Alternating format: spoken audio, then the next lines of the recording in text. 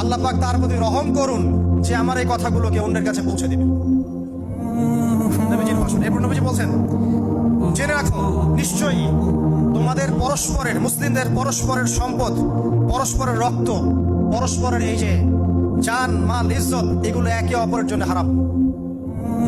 মুসলিমদের পরস্পরের রক্ত, পরস্পরের ইজ্জত সম্মান একে অপরের জন্য হারাম।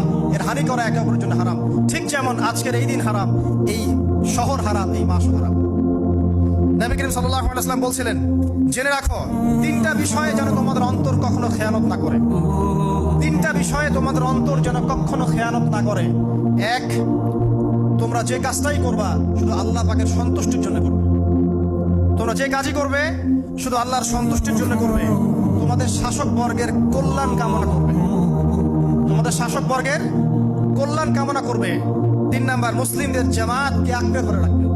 মুসলিমদের ইউনাইটেড কমিউনিটিকে আঁকড়ে ধরে থাকবে। এই তিনটা বিষয় পালনের ক্ষেত্রে তোমাদের